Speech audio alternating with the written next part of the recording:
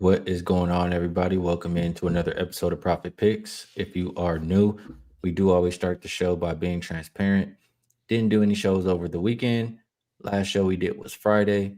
Um, Friday and Saturday, I know I did go 5-1, and then Sunday I went 0-1. So 5-2 since we last spoke. I am disappointed in myself for not getting to the window on two of the football games we talked about, and only getting to the window on the loser. I did not bet the Bears. I did not bet the Bills.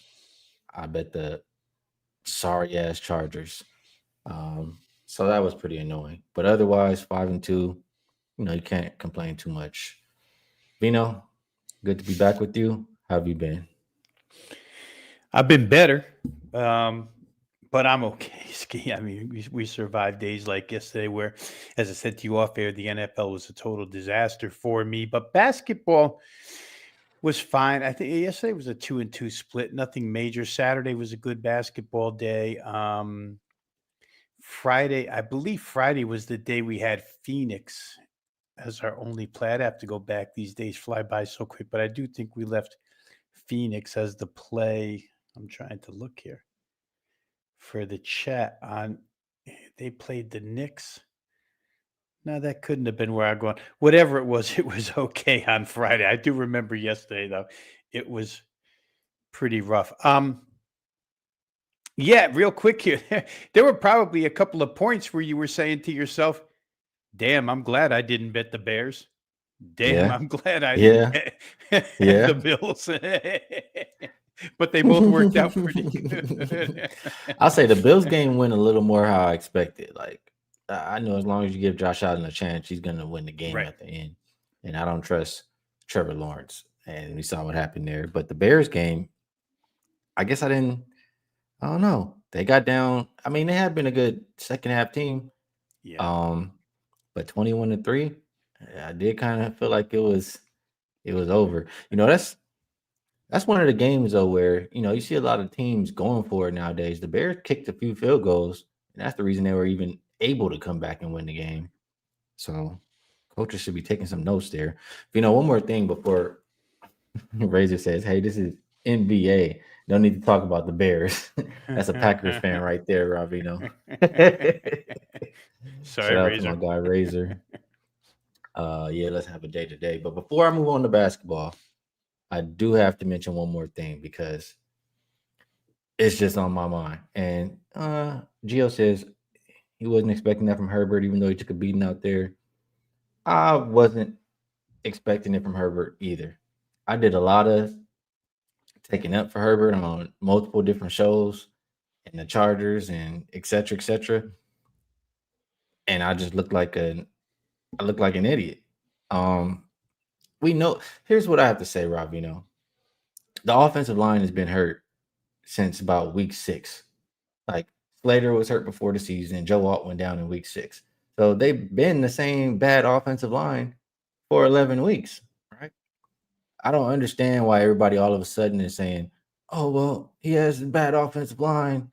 Like he's had the same line when he was winning those games to still make the playoffs. Any thoughts on that? Yeah, I got a couple of thoughts. First of all, you and I did talk about the game last week at some point, and the Chargers wanted that matchup, right? New England wasn't really good as a pressure type team, so they thought that even with the injuries on their offensive line, hey, we can defend Herbert. I come out of last night's game thinking, I mean, you wanted that, you knew that, but the game plan looked like they didn't even understand anything. I mean, I don't know where that and I could say that for a couple of teams yesterday, Philadelphia included. Philadelphia faces a defense in San Francisco that's been bad for 10 weeks. That had 3 guys across the middle, linebackers that were 5, 6, and 7 on their depth chart. Not 1, 2, 3, or 4, 5, 6, and 7. And your game plan is, we'll just come out and run Barkley right into the teeth of the defense that is set up to stop Barkley. Some of these coaches, Skee, Jim Harbaugh, and Nick Sirianni in particular, who had 7 days to get ready for matchups where they had huge advantages in. The game plans look terrible.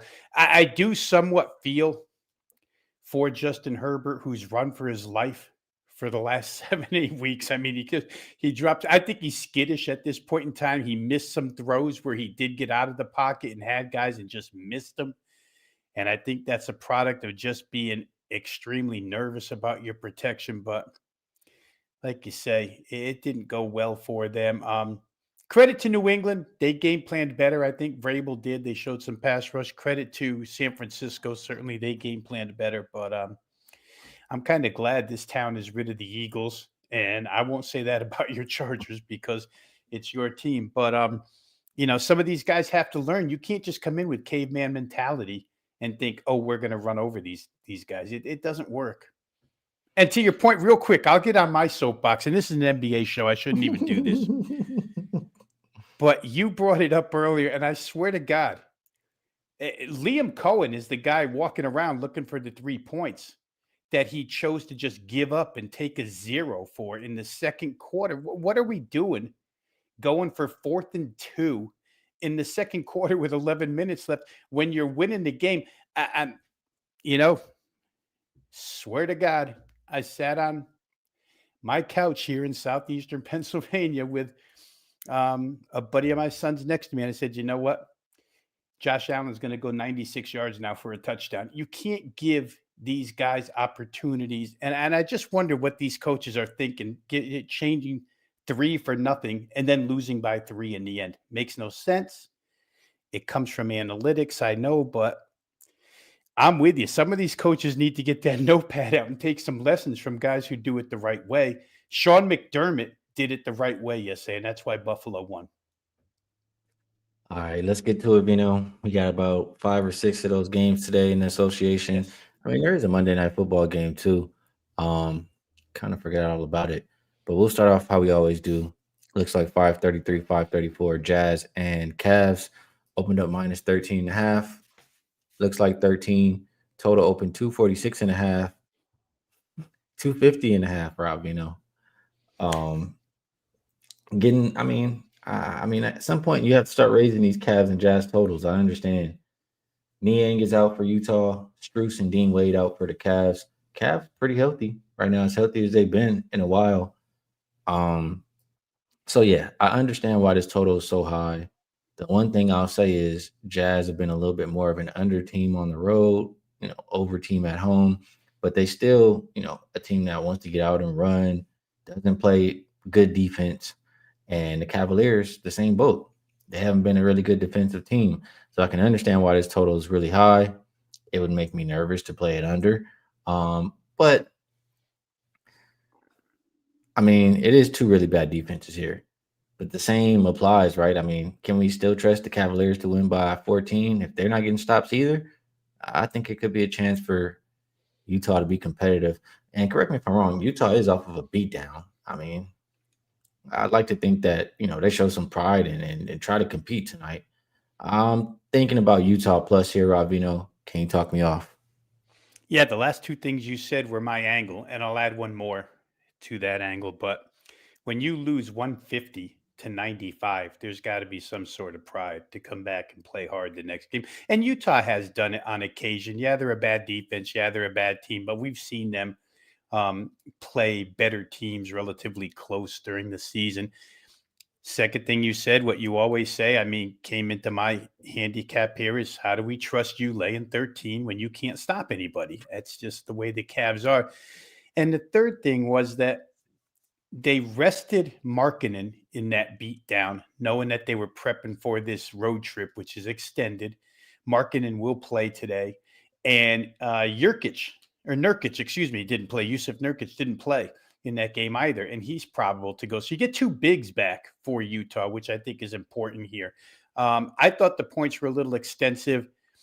Haven't had the courage yet to go ahead and take the points, but I think if I'm going to play, that's the way I'm going to go. Cleveland certainly, I would think, wins the game. But do they win by 14? I'm not so sure. That could be, in a high-scoring game, sometimes these numbers look a little bit smaller. But I don't know.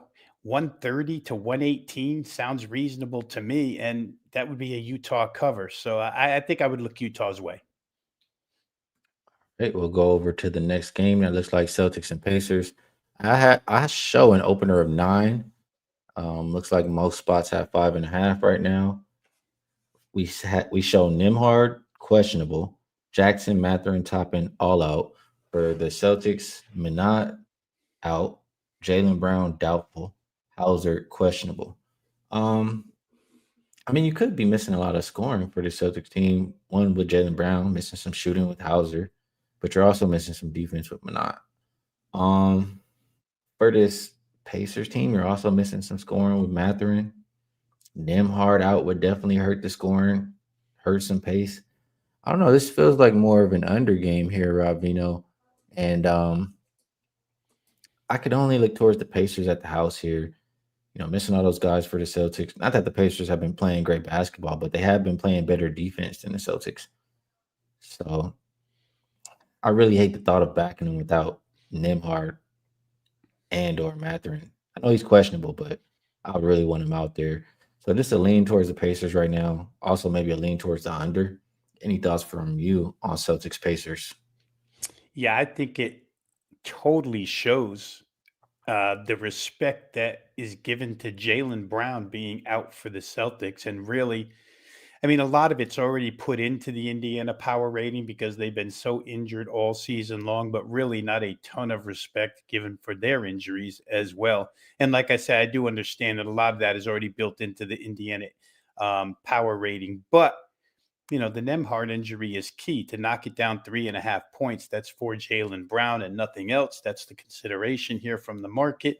Um, Jalen Brown had a lot to say about the referees Saturday night and how lousy they were at their job. So if he sits, maybe the refs won't take it out on Boston. But if he plays, I'm not so sure the refs wouldn't be a little whistle happy for the home team here to sort of reply to him. He is listed as doubtful.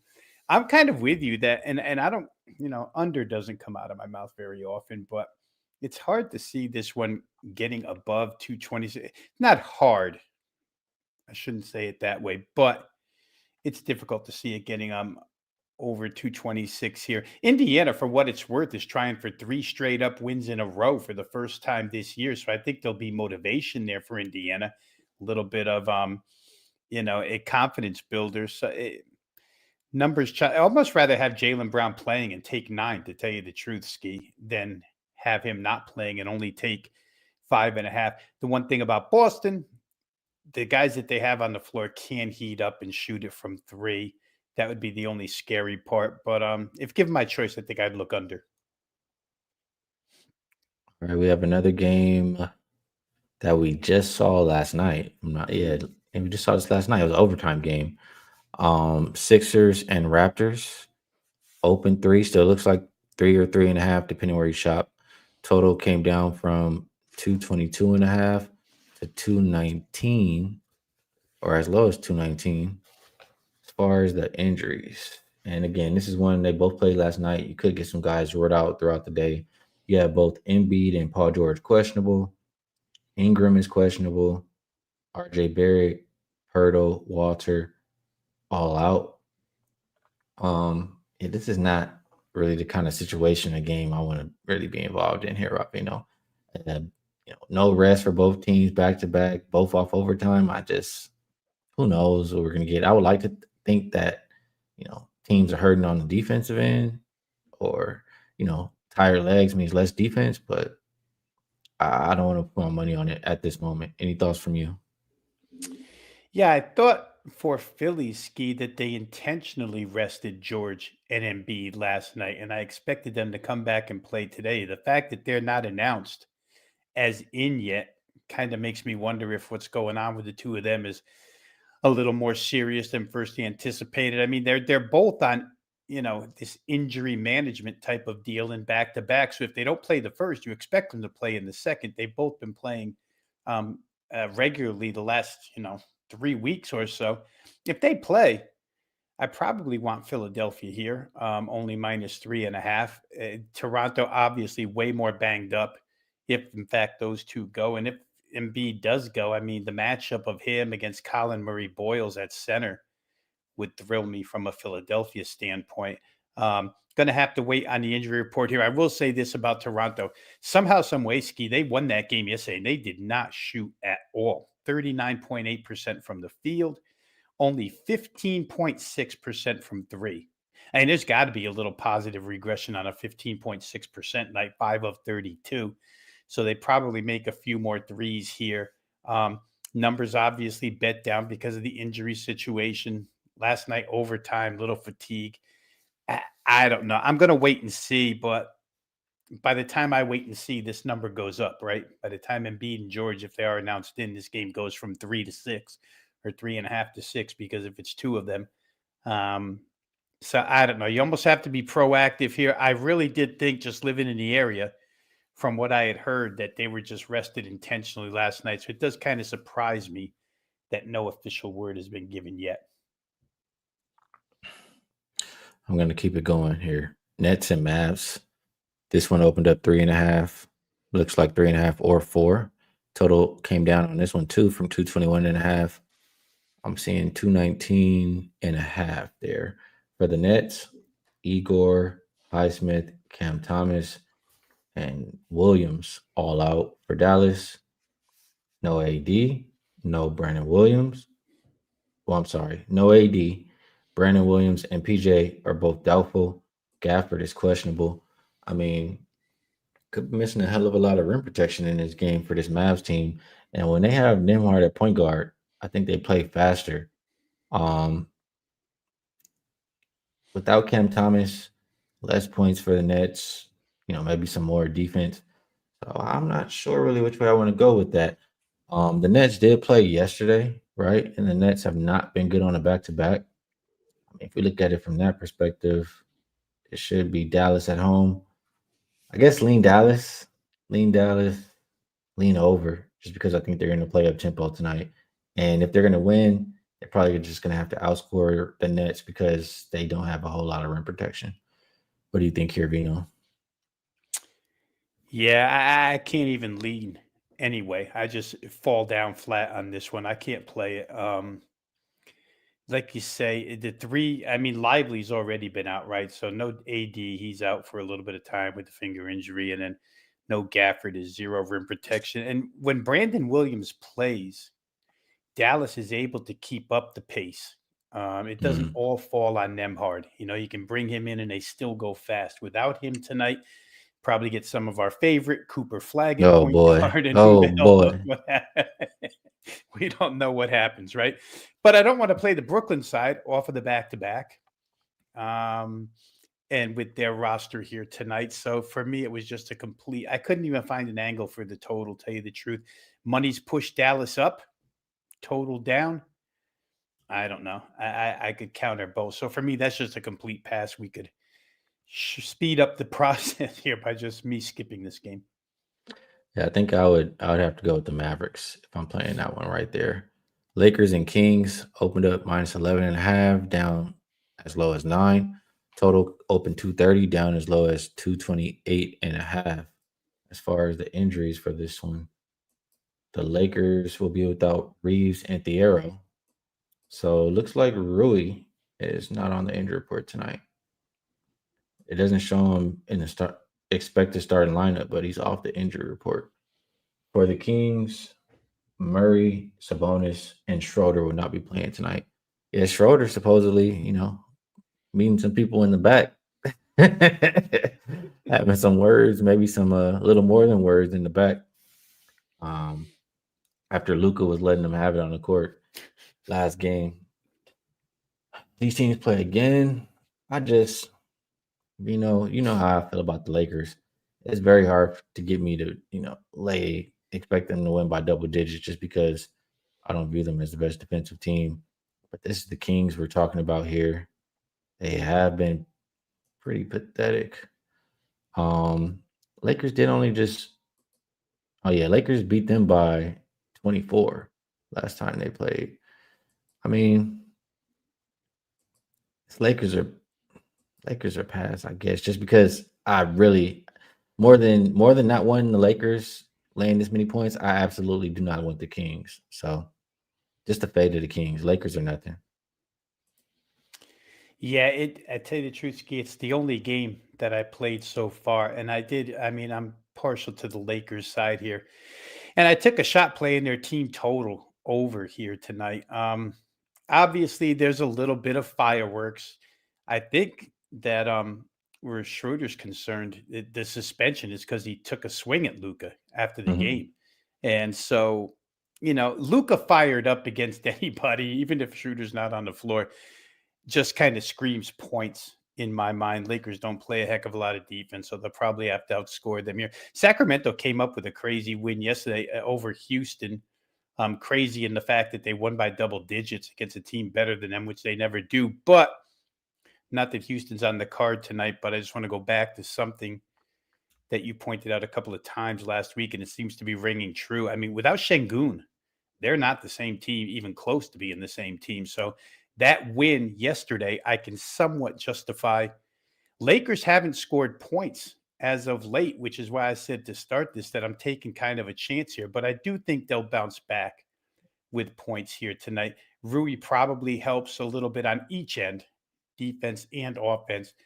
But I think my main thing here is just, when you have Luca in kind of those, I don't want to call it revenge, but he wants to get after you type situations, he usually does the job. So I tried Lakers over 118.5 here. I think it's probably a good side. Man, I'm looking at this a little bit more, and I mean, this is kind of actually, man, it's kind of screaming to me. I need something in this game, Rob Veno. I'm going to continue to look into this more, but yeah, the Lakers off back-to-back losses. You have the Kings off of an upset win. Lakers laying 9.5 on the road. That's standing out to me. Lakers 2 days rest compared to 0. We know about Mm. that advantage there. I got some numbers with that, Ski, if it helps you along any, written in my notes here. The Kings are 1-5 ATS with no rest. And the average score differential in those games is minus 22.8. So that certainly would cover for you. And then if they've played a game this year with any length of rest disadvantage, which they have tonight, rest disadvantage, they're only 3-10 against the spread. So I know you like a couple of those technical numbers. Those, I don't know if they push you right to the window or not, but they're certainly helpful if you're building a case for the Lakers. And the last time these teams played, the Lakers were also off of back-to-back losses. They beat the Kings by 24. Granted, the Lakers were at home. I think the Lakers did have, well, no, they did not have Austin Reeves. Yeah, this is starting to feel like Lakers smash spot. That's kind of how I'm starting to feel here. Surprisingly, it's showing me that the Lakers are number 7 defensive rated team last 5 games. So maybe they're playing a little bit better defense now. Maybe we can trust them to get a little something done here. I know off back-to-back losses, I haven't seen any interviews or anything, but I know JJ Redick is pissed. I know how he gets. So I do think he'll have the team ready to go tonight. Um, I think it's the Lakers spot here. All right. Lakers or Kings team total under. One of the two. All right. Last but not least, Hornets and Clippers. Open 5.5, down to 4.5. Total open 228. Looks like 223.5 here. As far as injuries, Miles Bridges is probable. Connaughton is questionable. So is Sexton. Plumlee will be out. For the Clippers, no Derrick Jones Jr., Bogdanovich, or Chris Paul.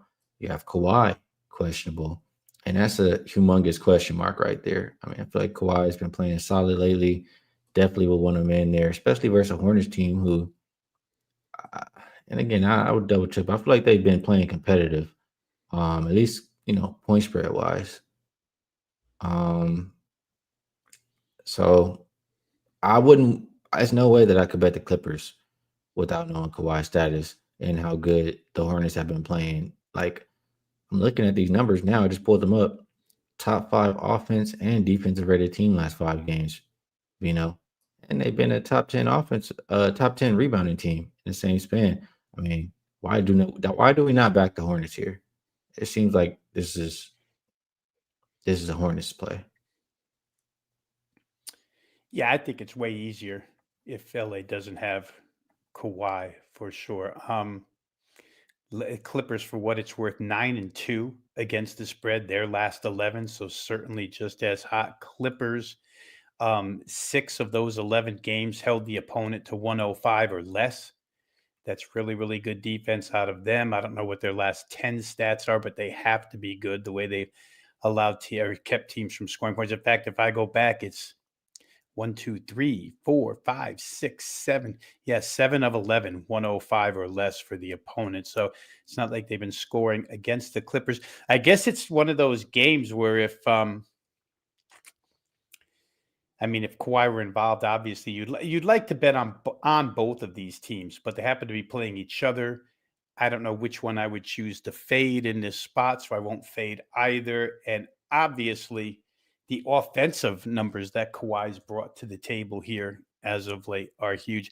Clippers they've gotten away from those rockers and tennis balls, so to speak, and picked it up a little bit here.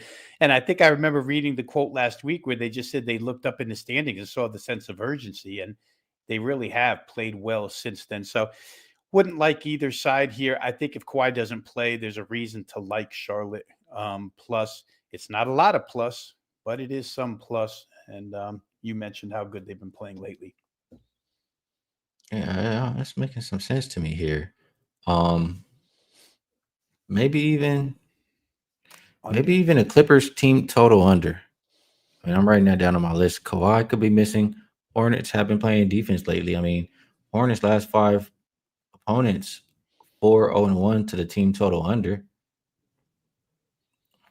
Let me see what the average is. Points per game last 5 games allowed 100.4 for the Hornets here. Who have they played? Let me just deal with this. Who have they played? The Jazz, the Pacers, the Raptors, the Thunder, and the Bulls. Not a whole lot of great teams, but the Thunder are in there. Not that the Thunder have been playing the best basketball, but they did blow out the Thunder as well. Oh, they did. I remember that night. That wasn't close. No. I tried to come back with OKC second half in that game, and Charlotte extended. Yeah, I'm looking. What is the Clippers team total? 114.5. 114.5. Wow. I'm looking here. Clippers, I mean, they've hit that one of their last 4 games. Yeah, that's worth a look at least. So I probably will be on one or the other, Hornets or Clippers. Hornets plus or Clippers team total under. And yeah, just gotta make some decisions later there, Rob Veno. Anything else before we move on here? No, you're starting to make sense to me. So I just wrote down Clippers team total under so I can look at it a little more. It's why we do the show. It's why we talk them out, because I came in with really nothing on that game. But the more we break it down here and I stare at the numbers with you, it makes a lot of sense. I think you said Charlotte allowing 102 or something of their last 5 games. 100.2. Yeah, that's 14.5 points below what they're telling you the Clippers need to get tonight. That's a lot of points, no matter who those 5 games were against. That's a lot of points. Yeah, it is. Yeah, it is. All right. Let's talk a little bit at least about this Monday nighter. We have Texans and Steelers, right? We do. Right around the opener for the spread. The total came down a little bit from 39.5 to 38. Man, Vino. My initial thought when we talked, we didn't. I don't think we talked about this game last week. I think we skipped it because we know we'd be here on Monday. But my initial thought last week was Texans defense. They've been elite. They've been. I can absolutely trust the Texans defense. I don't trust the Steelers defense really at all. That's just really how I view it. Offensively, and it kills me to say this. Stroud, as much, I like CJ Stroud. I've been a CJ Stroud fan since he came into the league, but he's not been like that first year. You know what I'm saying? And he's not the most trustworthy right now, I guess is what I'm trying to say. So can he take advantage of the Steelers defense? We shall see. I know Texans don't have a good track record um, on these. I think it's what road Monday games or something like that. Road playoff games. They haven't won one. And the Steelers, Mike Tomlin, have a good record on Monday night. At home here, I don't know, Vino. Would you any thoughts from you, Texans and Steelers? Yeah, I took a pretty deep look into it, Ski, and I came up with Houston -3. I'll just point out these few things. Second half of the season, um, 8, 9 games. Pittsburgh only played two top five defenses. By the way, Houston's number one overall ranked on defense. Denver number one in sacks. Houston number one overall because of their run defense. But the two times Pittsburgh played a top five defense, they scored 10 and 6 points. The 6 points was against Cleveland. People would come back at me with, well, they didn't have DK Metcalf, et cetera, et cetera. Still, it's 6. It's not enough. Yeah, Metcalf was out, but in certain statistical areas in that game, like third down conversions, the Steelers, 3 of 15 in one game, 2 of 11 in the other, just miserable. And in those two games, they had 22 possessions, 22 times they got the ball, Ski, in those two games against elite defenses. And 16 of those times, the drives went 20 yards or less. They went nowhere. I don't know where they're going to go against Houston tonight. The problem, like you say, is that we got to look at Houston's offensive side. So I did. And for Houston, they've played 5 playoff teams their last 10 games. They're 4-1 straight up against them, and every single win is by 4 or more. So, yes, some are at home, some are on the road, etc. The only team that beat them was Denver. Denver beat them by a field goal in Mile High. I figured that CJ Stroud, they have been playing a little better on offense. His offensive line is no good. We know that. That's why his play has declined a little bit. Aaron Rodgers gets rid of the ball quickly, but he's going to have to get rid of it real quickly. And where Metcalf is concerned, he plays tonight. But the guy covering him is Derek Stingley, who's a top 5 cover corner in the league, all pro, et cetera, et cetera. So I don't know. Houston's got the number 4 run defense. To me, I took D'Amico Ryans and the Texans -3. I think that's the right way here. Be one of those, ugly watches maybe, but I just trust Houston's defense a lot more than any other unit on the field. I agree with that. Man, you gotta. I mean, this Houston team won 9 games in a row. It's not fluky. They won 9 games in a row. It's not gonna be easy if the Steelers are gonna pull this one out. I need a little bit more time to think about this, Rob. Not rushing to the window here. I do think this comment is funny, so I'll put it up on the screen. Mark Martin says, "I played Steelers +3 a few days ago.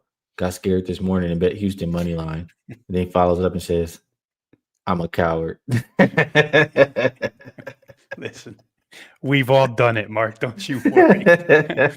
I was trying to back my way out of bets yesterday. Sometimes you got to do what you got to do to preserve the bankroll.